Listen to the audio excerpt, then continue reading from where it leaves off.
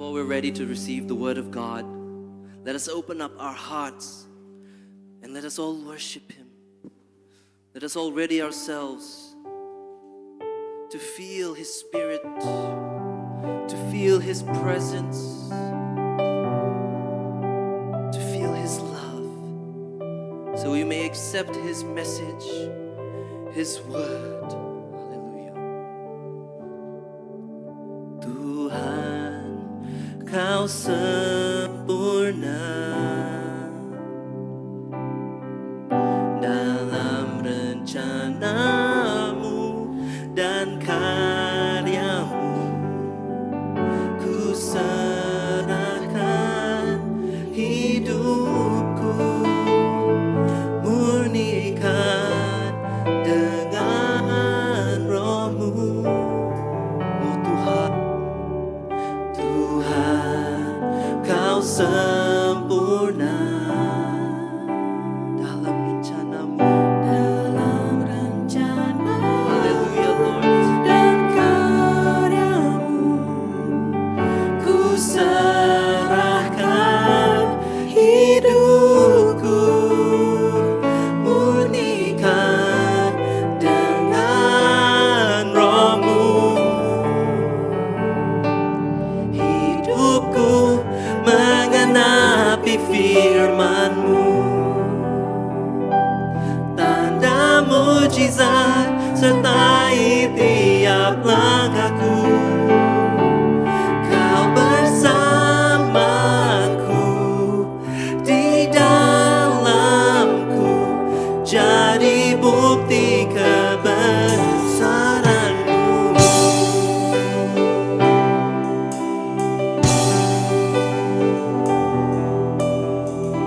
Haleluya Jesus. Tuhan, Tuhan, Kau sempurna dalam rencanamu dan karyamu. Ku serahkan hidupku, murnikan dengan roh-Mu. Hidupku mengenapi firman-Mu, tanda mujizat sertai tiap langkahku. Kau bersamaku, di dalamku, jadi bukti kebesaran-Mu. Church, let us all stand together. Hidupku mengenapi firman-Mu, tanda mujizat sertai tiap langkahku. Kau bersamaku, di dalamku, jadi bukti kebesaran-Mu. One more time, church. Hidupku mengenapi firman-Mu, tanda mujizat sertai tiap langkahku. Kau bersamaku, di dalamku, jadi bukti kebesaran-Mu. Kau bersamaku, Kau bersamaku, di dalamku, jadi bukti kebesaran-Mu. Kau bersamaku, Kau bersamaku, di dalamku, jadi bukti kebesaran-Mu.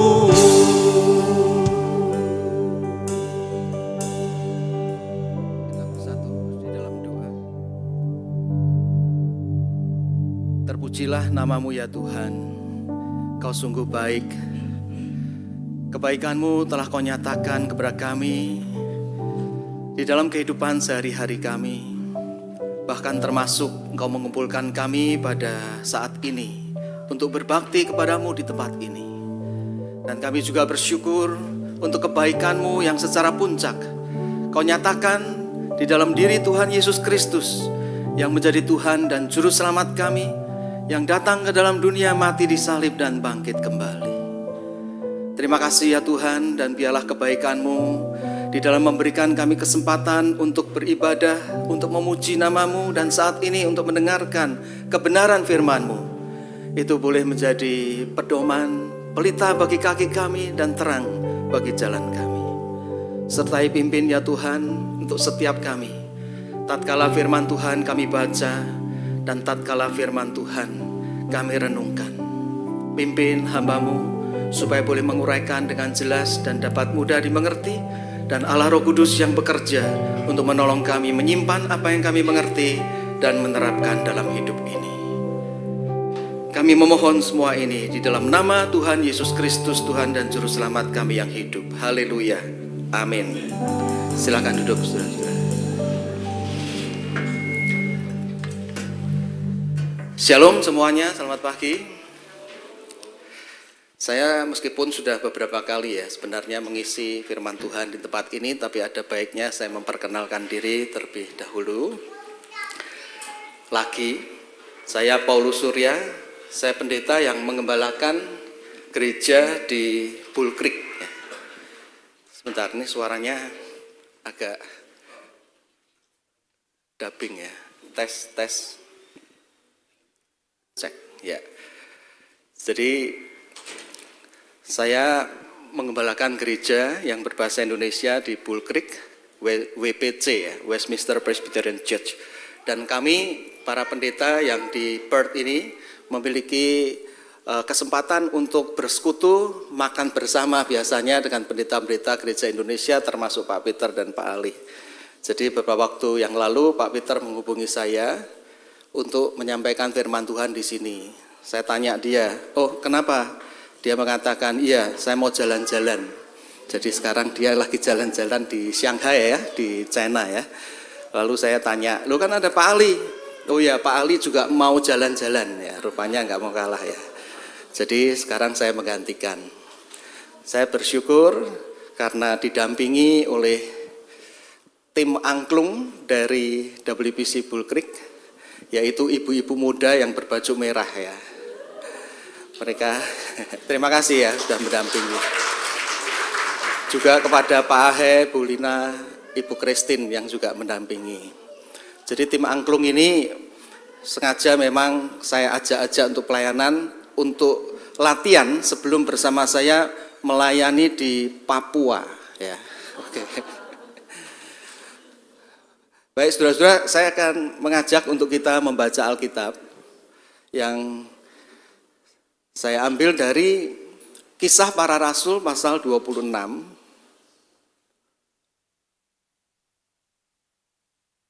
Kisah Para Rasul pasal yang ke-26. Kita akan membaca ayat 12 sampai 19. Kisah Rasul pasal 26 ayat yang ke-12 sampai 19. Saya akan bacakan bagi saudara-saudara sekalian, demikian firman Tuhan. Kisah Rasul 26 ayat 12. Rasul Paulus yang berkata ini ya. Dan dalam keadaan demikian, ketika aku dengan kuasa penuh dan tugas dari imam-imam kepala sedang dalam perjalanan ke Damsyik.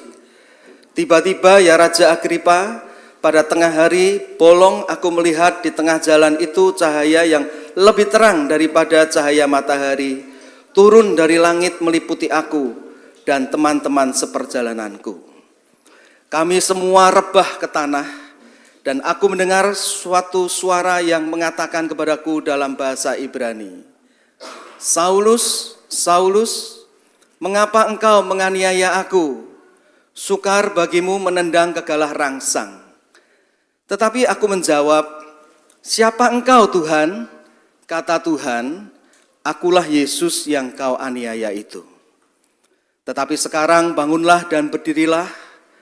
Aku menampakkan diri kepadamu untuk menetapkan engkau menjadi pelayan dan saksi tentang segala sesuatu yang telah kau lihat daripadaku dan tentang apa yang akan ku perlihatkan kepadamu nanti.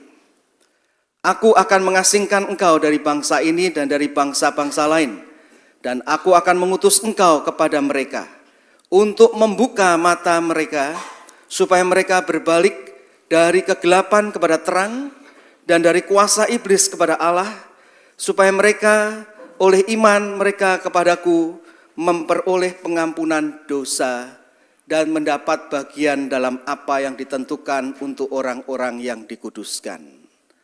Ayat 19 saja, mari kita baca bersuara bersama-sama. 2, 3.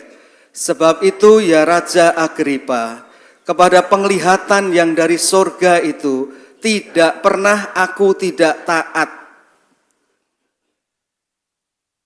Saudara, seorang tokoh politik di Indonesia satu kali diwawancara. Pertanyaannya adalah, apa ciri-ciri khas tiap-tiap negara di dunia ini? Nah, politikus itu mengatakan, bisa dikategorikan menjadi 4 kategori katanya. Ada negara yang punya ciri khas, kategori pertama, sedikit bicara dan sedikit bekerja. Lalu ditanyakan, contohnya negara mana? Lalu politikus itu mengatakan, contohnya yang termasuk di sini negara Nigeria, Angola di Afrika. Sedikit bicara, sedikit bekerja. Lalu politikus itu melanjutkan. Kategori yang kedua adalah negara yang punya ciri khas, sedikit bicara, tapi banyak bekerja. Misalnya negara Jepang, Korea Selatan, South Korea. Ada ciri khas yang ketiga, yaitu negara yang banyak bicara dan banyak bekerja, yaitu Amerika. Banyak bicara, muncul di berita-berita. Tapi memang banyak bekerja, juga China, banyak bicara, banyak bekerja. Kategori yang keempat, yaitu negara yang banyak bicara, tetapi sedikit bekerja. Menurut politikus itu katanya Pakistan dan India mungkin termasuk di sini katanya begitu. Lalu wartawan itu bingung kan. Nah, Indonesia yang mana? Bapak tidak menyebutkan Indonesia. Lalu tokoh politik itu berpikir sejenak lalu menjawab. Menurut saya Indonesia tidak bisa dimasukkan di dalam 4 kategori itu. Wartawan itu tanya, kenapa? Karena di Indonesia antara yang dibicarakan dan yang dikerjakan berbeda katanya. Saudara-saudara, ini cuma humor ya dari seorang politikus di Indonesia. Tapi dari humor ini saya bisa belajar, kita bisa belajar bahwa tiap-tiap negara itu memang memiliki ciri-ciri khasnya masing-masing. Termasuk kalau kita orang Kristen adalah warga negara kerajaan surga, maka kita juga sebenarnya memiliki ciri-ciri khas tertentu. Ciri-ciri khas warga kerajaan Allah itu bisa banyak kalau di list ya. Tetapi salah satunya yang terpenting adalah kalau kita adalah warga kerajaan Allah, maka kita mau taat pada panggilan Tuhan, Allah kita, Raja kita. Sehingga kita bisa menjadi komunitas gereja yang makin baik menjadi berkat bagi sekeliling kita. Dan itu yang terjadi pada Rasul Paulus.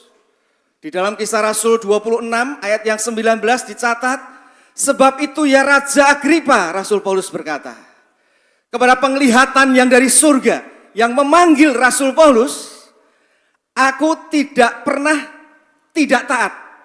Tidak pernah aku tidak taat. Mau taat terus. Nah, saudara-saudara, dari bagian ini kita bisa belajar satu kebenaran, yaitu seperti Rasul Paulus yang senantiasa taat pada panggilan Tuhan, maka demikian juga saudara dan saya sebagai orang yang percaya kepada Tuhan, warga negara kerajaan surga, seharusnya juga hidup taat pada panggilannya, hidup bagi Tuhan dan melayani Tuhan. Nah, saudara-saudara, apa rahasianya?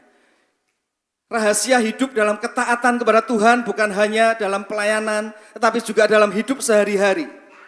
Apa saja rahasianya? belajar daripada kehidupan Rasul Paulus ini. Yang pertama-tama, kalau kita mau untuk belajar bisa taat dalam kehidupan ini, maka kita perlu memiliki pengalaman pribadi dengan Tuhan. Kita bisa melihat hal ini di dalam ayat 13 sampai 15. Yaitu Kisah Rasul 26. Aku mendengar suatu suara yang mengatakan kepadaku dalam bahasa Ibrani, Saulus, Saulus, mengapa engkau menganiaya aku? Di dalam ayat yang ke-19 ya saudara-saudara ya. Sebab itu ya Raja Agripa, kepada penglihatan yang dari surga itu aku tidak taat. Dan saudara-saudara, hal itu didasari karena Rasul Paulus memiliki pengalaman pribadi dengan Yesus. Aku mendengar suara yang mengatakan kepadaku, Rasul Paulus berkata dalam bahasa Ibrani, Saulus, Saulus, mengapa engkau menganiaya aku? Sukar bagimu menendang ke galah rangsang. Tetapi aku menjawab, siapa engkau Tuhan? Kata Tuhan, akulah Yesus yang kau aniaya itu. Kita bisa lihat kata-kata ini di dalam ayat yang ke-14 dan 14-15. Nah, saudara-saudara, dari kata-kata Rasul Paulus ini, kita perlu belajar akan dua hal sedikitnya, yaitu kata-kata Tuhan mengatakan, Saulus, Saulus, mengapa engkau menganiaya aku? Yang pertama-tama, saudara-saudara, kita perlu melihat bahwa ada salah mengerti di antara orang Kristen. Yaitu ada orang yang berpendapat, mungkin saudara berpendapat seperti itu, bahwa sebelum bertobat, Rasul Paulus namanya Saulus. Setelah bertobat namanya Paulus atau Paul. Nah itu salah mengerti ya saudara-saudara, karena Rasul Paulus itu memang memiliki nama dalam bahasa Ibrani itu Saulus. Sedangkan dalam bahasa Greknya itu Paulus atau Paul. Jadi itu bukan nama sebelum bertobat dan setelah bertobat. Ya seperti kalau saudara di sini ada yang namanya Deborah. Itu kan bahasa Indonesia Deborah. Bahasa Inggrisnya pakai H, Deborah. Benar ya? Nah, itu bukan dalam pengertian beda, tetapi memang dalam bahasa yang berbeda. Demikian juga Rasul Paulus ya. Ada orang yang namanya John, dalam bahasa Indonesia Yohanes. Nama saya sendiri Paulus, bahasa Inggris Paul. Ini nama daripada Rasul Paulus. Lalu yang kedua, saudara-saudara, yang perlu kita lihat di dalam poin pertama ini, Tuhan Yesus mengatakan, mengapa engkau menganiaya aku? Sukar bagimu menendang ke galah rangsang.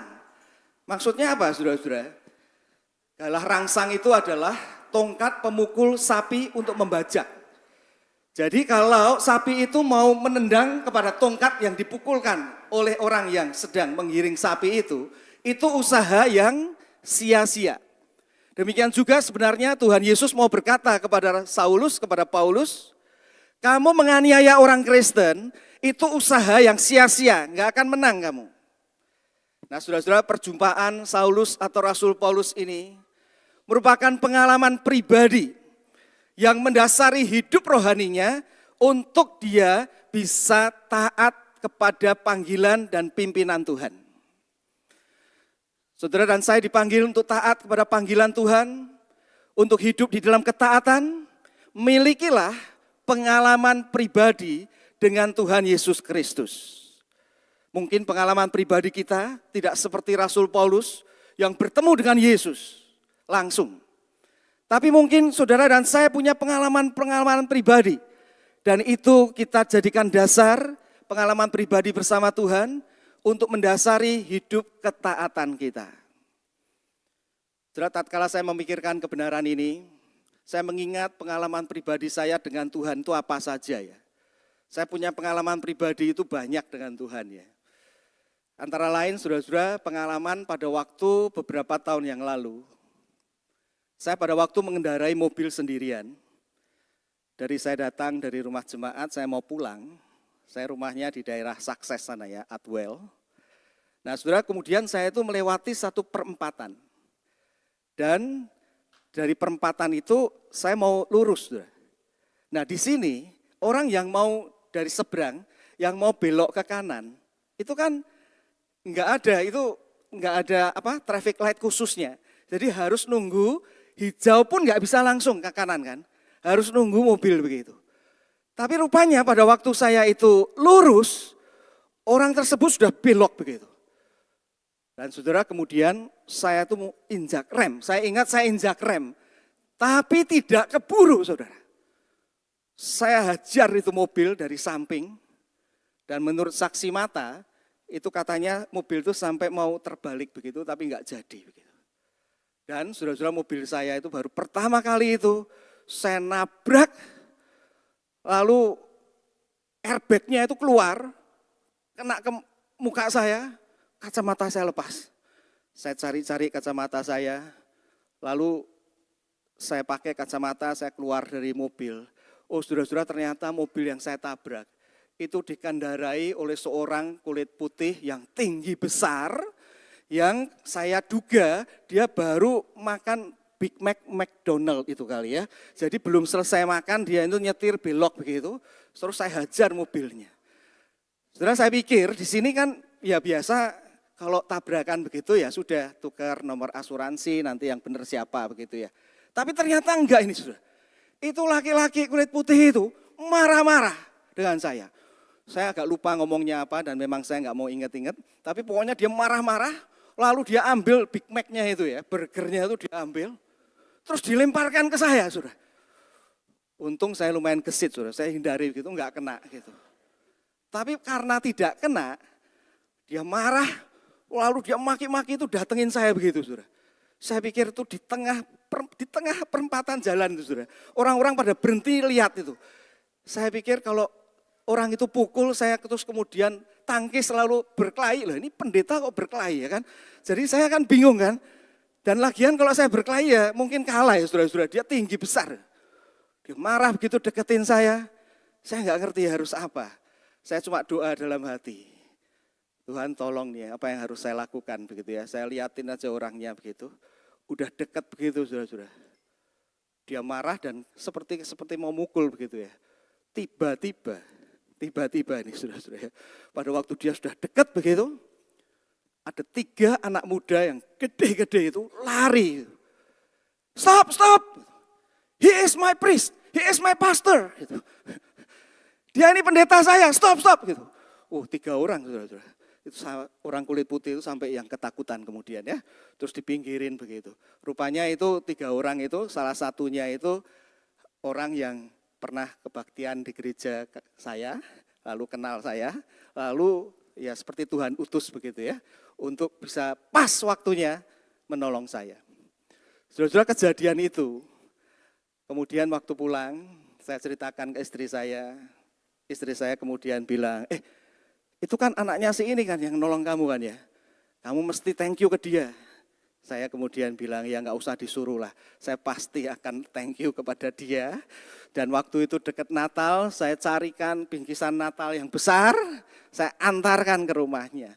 Saya mau thank you karena dia sudah menolong saya. Tapi kejadian itu saudara-saudara, saya pikir ini sebagai satu pengalaman karena Tuhan juga mengajarkan kepada saya. Bahwa hidup kita sebagai orang berdosa itu sebenarnya seperti pada waktu itu saya yang hopeless. Tapi tiba-tiba Tuhan itu menolong dari surga. Mengirimkan Tuhan Yesus Kristus untuk menyelamatkan kita. Dan pengalaman itu mengingatkan saya tentang kebenaran ini. Yang kemudian menguatkan saya untuk hidup di dalam ketaatan. Di dalam menjawab panggilan Tuhan baik untuk melayani maupun hidup sehari-hari. Saudara, pengalaman hidup rohani apa yang saudara punya secara pribadi dengan Tuhan? Itu akan menolong kita untuk kita boleh menjalani hidup di dalam ketaatan. Dan pengalaman pribadi kita yang sangat menguatkan kita sebenarnya tidak perlu hal-hal spektakuler. Tetapi melalui pembacaan firman Tuhan tiap-tiap hari, melalui doa saudara tiap-tiap hari secara pribadi kepada Tuhan, Tuhan berbicara kepada Anda melalui kebenaran firman Tuhan, jadikan itu pengalaman hidup rohani yang boleh menguatkan saudara dan saya. Rahasia untuk hidup di dalam ketaatan, baik hidup sehari-hari maupun menjawab panggilan Tuhan. Pertama-tama yaitu saudara dan saya perlu memiliki pengalaman pribadi dengan Tuhan Yesus Kristus. Dan yang berikutnya kita perlu memegang penetapan Tuhan bagi hidup kita untuk hidup dalam ketaatan. Saudara, mari kita melihat ayat 16 dan 17.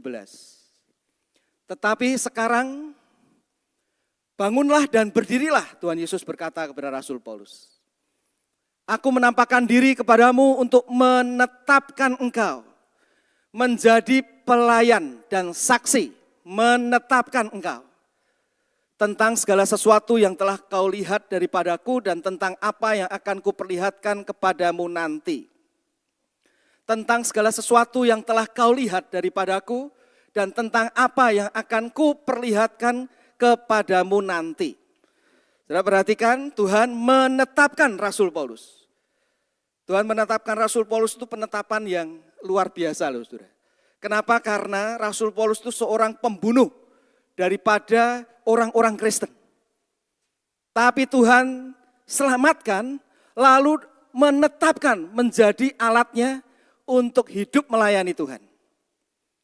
Makanya Rasul Paulus di dalam kehidupannya sebagai rasul, di dalam pelayanannya dia pernah mengatakan, di antara para rasul, aku adalah orang yang paling berdosa.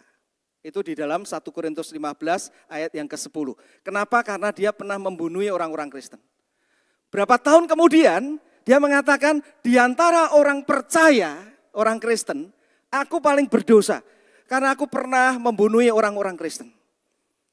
Menjelang ajalnya di dalam 1 Timotius 1 ayat 15, tadi yang kedua dalam Efesus 3 ayat 8, menjelang ajalnya Rasul Paulus berkata, di antara orang-orang berdosa, aku paling berdosa karena aku pernah membunuh orang-orang Kristen. Tapi syukur Rasul Paulus tidak berhenti di situ.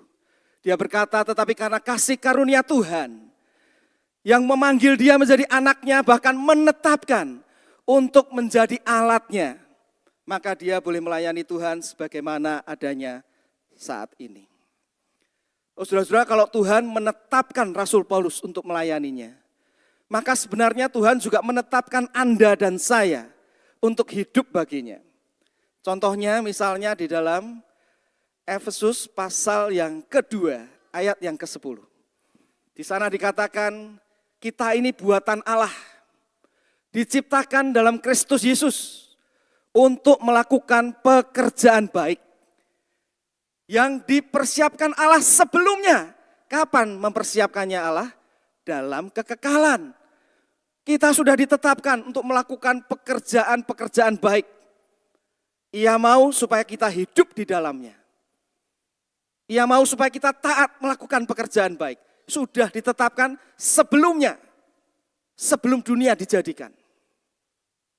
Satu lagi saudara-saudara di dalam 1 Petrus pasal 2 ayat 9, di sana juga dikatakan, tetapi kamulah orang-orang Kristen, bangsa yang terpilih, imamat yang rajani, bangsa yang kudus, umat kepunyaan Allah sendiri, supaya, ini penetapan Tuhan, supaya kamu memberitakan perbuatan-perbuatan yang besar dari Dia, yang telah memanggil kamu keluar dari kegelapan kepada terangnya yang ajaib. Kepada terangnya yang ajaib. Oh saudara-saudara, Tuhan memanggil Anda dan saya untuk boleh menjadi alatnya, untuk boleh memberitakan akan firman-Nya. Tuhan memilih kita bukan hanya untuk diselamatkan lalu enjoy life, tetapi mau supaya kita hidup taat di dalam melayani dan hidup bagi Tuhan. Saudara, di Amerika, yaitu di daerah Phoenix, Arizona, itu pernah ada diadakan KKR di kota tersebut ya. Kalau KKR itu biasanya kalau sekarang kan di gereja-gereja ya. Di Arizona waktu itu, di kota Phoenix itu diadakannya di alun-alun kota. Jadi ada gereja gabungan dengan beberapa gereja lain mengadakan kebaktian kebangunan rohani untuk penginjilan di alun-alun kota, buat tenda yang besar.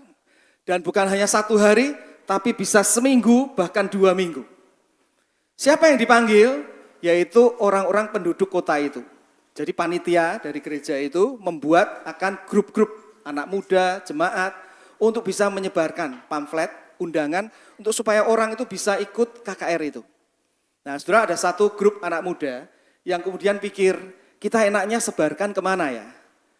Lalu saudara-saudara, anak muda itu berpikir salah satunya, aku tahu, kita pergi ke itu toko yang laris sekali. Toko apa saudara? Di Arizona, di Phoenix itu toko yang laris sekali ternyata adult shop. Toko yang menjual hal-hal yang berhubungan dengan pornografi. Jadi kita ke situ saja, di depan toko, orang yang mau masuk kita kasih selebaran. Dan betul saudara, ada laki-laki yang mau masuk ke toko itu, dikasih selebaran, waktu lihat, kebaktian kebangunan rohani, dia rada sungkan, enggak jadi masuk. Gitu ya. Yang laki-laki lain lagi juga begitu. Ada perempuan yang begitu, terima pamflet, kebaktian kebangunan rohani, enggak jadi masuk, lalu pergi begitu. Dan kemudian ada beberapa yang datang di dalam kebaktian kebangunan rohani itu, yang akhirnya kemudian sampai ada yang bertobat.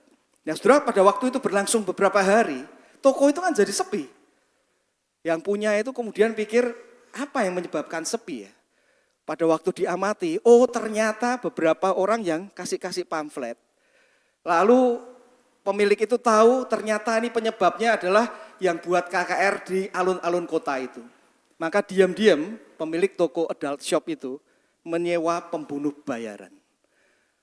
Lalu diberitahu, kamu ikut KKR itu, tugasmu cuma deketin pengkhotbah, tembak dia, kamu lari dapat sejumlah uang.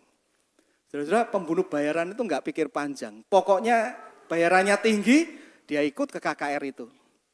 Lalu dia ikut ke situ, pada sore dia pikir mau mulai, pendeta itu maju, dia deketi, dia tembak. Ternyata hari itu, saudara-saudara, waktu dia ikut di situ, pengkhotbahnya itu sakit perut. Jadi datangnya telat, bukan enggak datang. Tapi dia kasih tahu kemudian panitianya, nyanyi-nyanyi dulu ya, panjangin. Saya datang tapi telat. Akhirnya dipanjangin saudara-saudara nyanyinya. Jadi pada waktu nyanyi lalu dipersilahkan, tadi kan juga salam-salaman begitu ya. Kalau di sana diminta bukan hanya salaman, ayo peluk 10 orang gitu ya, kasih peluk. Nah saudara-saudara, rupanya pembunuh bayaran itu pada waktu kemudian ikut dipeluk, dia pikir lama sekali enggak dipeluk orang ya. Jadi dia rasa kok enak juga begitu. Lalu pada waktu dia dengerin begitu, ternyata karena belum kunjung datang pengkhotbahnya, dikasih kesaksian dulu. Dan kesaksiannya ternyata seorang bekas pembunuh yang bertobat menerima Tuhan Yesus. Dia pikir, apa sih ini? Tahu-tahu kemudian lagi nyanyi, pengkhotbahnya sudah di depan, langsung mulai. Dia nggak bisa deketin kan. Jadi dia ikutin dulu, nanti selesai, bubaran, baru deketin mau tembak. Tapi ternyata saudara-saudara, hari itu, malam itu, Tuhan itu berkarya melalui pengkhotbah itu.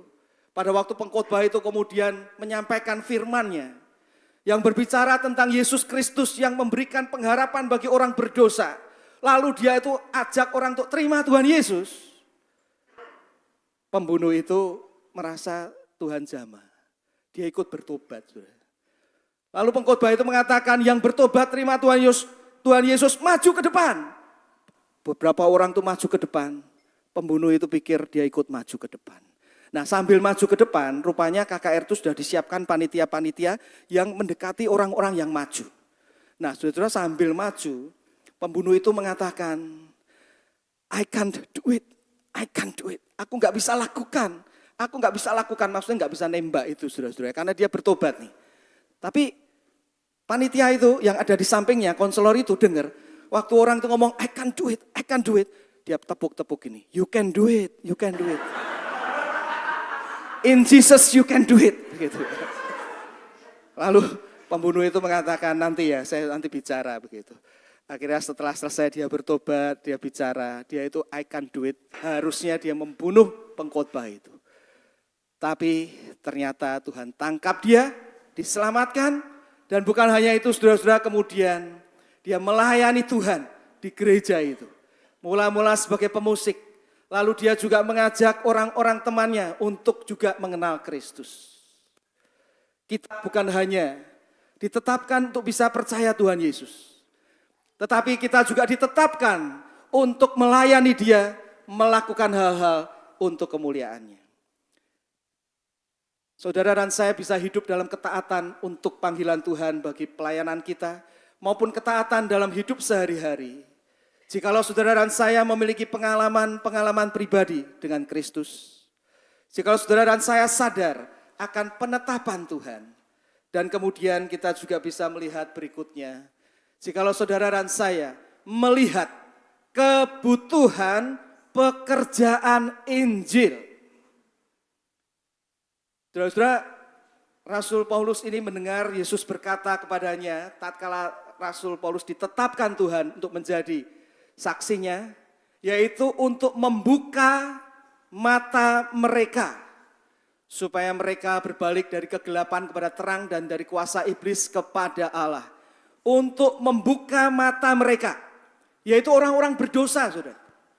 Orang-orang berdosa itu matanya buta terhadap kebutuhan rohani. Hidup di dalam dosa pikirnya menyenangkan, padahal sedang menuju maut. Saudara dan saya dipanggil untuk berbagian di dalam pelayanan untuk boleh membuka mata orang berdosa, sehingga bisa mengenal Injil dan kebenaran firman-Nya. Saudara, saya pernah naik pesawat. Waktu itu saya diberi kesempatan Tuhan untuk studi di Amerika. Pada waktu kembali ke Perth itu melalui San Francisco. Pada waktu pesawat itu baru terbang kira-kira 1 jam. Lalu makanan sudah diedarkan dan saya sudah siap-siap untuk makan, minuman juga sudah diberikan. Tiba-tiba pesawat itu mulai goyang. Begitu. Saya pikir biasa kan goyang begitu. Tapi kemudian pada waktu goyang dan orang mulai menjerit, ada orang yang mulai menjerit dan minuman saya tumpah, saya baru sadar, oh ini tidak biasa ini. Saya kemudian berdoa dan orang-orang ada yang menjerit dan saya tahu pasti juga ada yang berdoa. Tapi di tengah-tengah orang-orang menjerit itu, saudara, saya heran karena saya mendengar dari belakang saya, itu ada beberapa anak, suara anak-anak. Yang justru teriaknya itu, it's fun, it's cool, enak, asik gitu. Pikirnya naik jet coaster sehari ya, saudara-saudara ya. Tapi puji Tuhan, gak berapa lama kemudian tenang. Lalu saya buka seat belt saya keluar, saya pengen lihat tuh anak-anak. Ternyata ada 3 anak kecil, saudara-saudara, memang 2-3 baris di belakang saya. Yang saya kemudian berpikir secara rohani. Secara rohani banyak orang itu hidup dalam dosa itu sepertinya menyenangkan. Hidup dalam dosa itu sepertinya cool, asik. Padahal sedang menuju kepada maut dalam bahaya.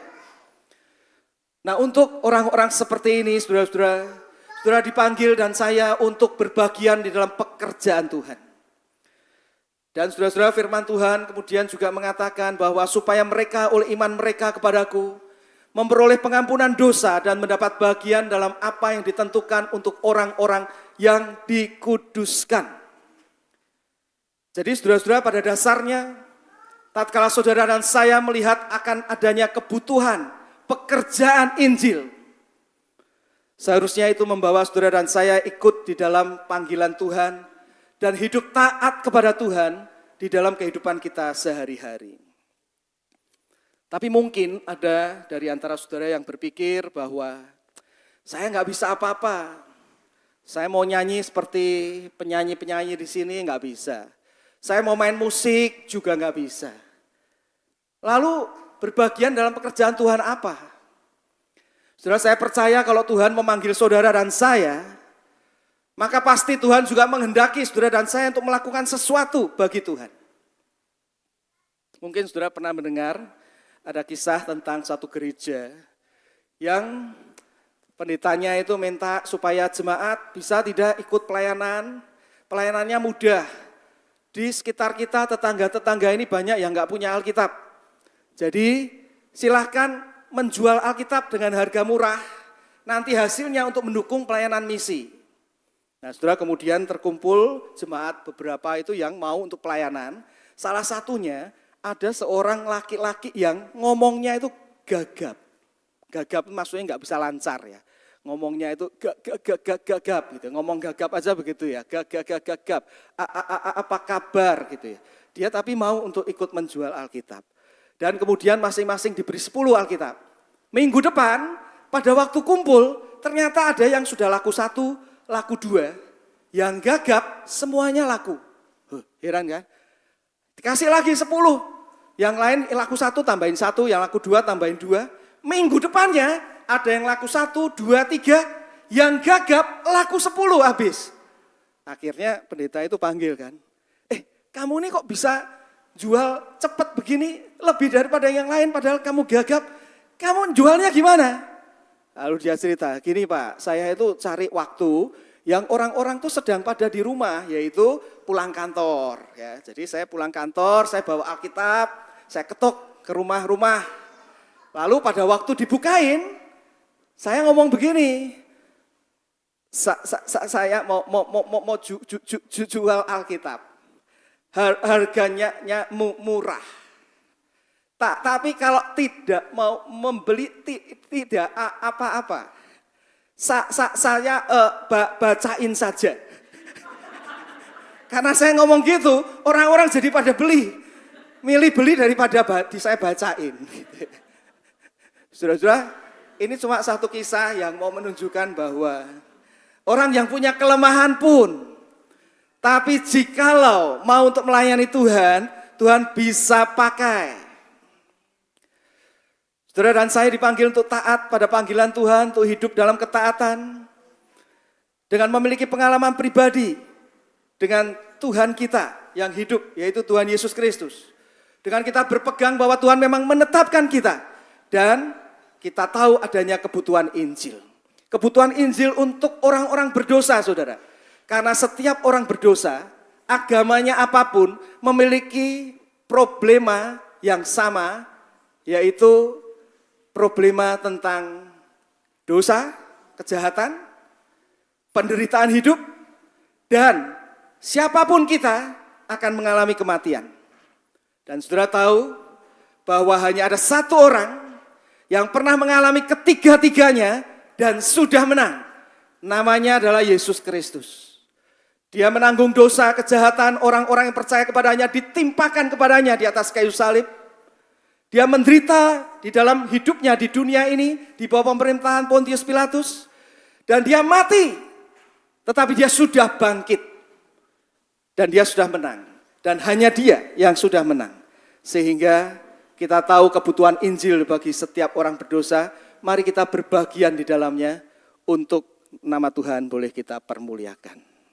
Saudara, hiduplah dalam ketaatan untuk kita bersandar kepada Tuhan bersama dengan saya. Tuhan memberkati setiap kita. Mari kita berdoa. Bapa Surgawi, kami bersyukur dan berterima kasih kalau Engkau memberikan kesempatan kepada kami untuk boleh belajar kebenaran firman-Mu. Oh Tuhan, seperti Rasul Paulus yang tidak pernah tidak taat. Dia mau hidup taat kepadamu yang memanggilmu-nya untuk menjadi alat-Mu, hidup bagi-Mu. Tolong kami juga ya Tuhan, orang-orang yang telah diselamatkan di dalam Tuhan Yesus Kristus, untuk juga boleh hidup bagi-Mu, bukan hanya menjauhi dosa, melakukan yang benar, tetapi juga menjawab panggilan Tuhan, supaya Injil boleh makin disebarluaskan. Berkati setiap kami ya Tuhan, supaya kami boleh boleh hidup berdasarkan pengalaman pribadi bersama dengan-Mu melalui kebenaran firman-Mu. Tolong kami juga ya Tuhan untuk senantiasa sadar bahwa Engkau menetapkan kami untuk melakukan perbuatan-perbuatan baik dan hidup untuk menjadi saksi-Mu. Tolong kami juga Tuhan dengan melihat kebutuhan akan pekerjaan Injil. Kami boleh berbagian di dalam kelemahan dan keterbatasan kami untuk boleh terus dapat hidup memuliakan nama-Mu. Berkati jemaat-Mu di sini, setiap kami yang sudah mendengar firman-Mu, hamba-Mu yang sudah menguraikan. Pimpin dan tolong kami, supaya kami boleh menjadi bukan hanya pendengar-pendengar firman yang baik, tetapi juga pelaku-pelaku firman. Kami memohon semua ini di dalam nama Tuhan Yesus Kristus, Tuhan dan Juru Selamat kami yang hidup. Haleluya. Amin. Jemaat Tuhan yang dikasihi oleh Tuhan Yesus Kristus, arahkanlah hatimu kepada Tuhan. Pulanglah dengan damai sejahtera dan penuh ucapan syukur. Lanjutkanlah ibadah saudara dalam hidup sehari-hari. Serta terimalah berkat Tuhan. Kiranya kasih yang ajaib dari Allah Bapa, kiranya kasih yang sempurna dari Tuhan Yesus Kristus, kiranya persekutuan, penghiburan, kekuatan, didikan, pimpinan daripada Allah Roh Kudus memperlengkapi setiap Anda untuk boleh menjalani hidup yang penuh berkat Tuhan dan menjadi berkat bagi orang-orang di sekeliling Anda. Dan biarlah berkat Tuhan boleh menyertai Anda dari sekarang ini sampai selama-lamanya. Amin, amin, amin.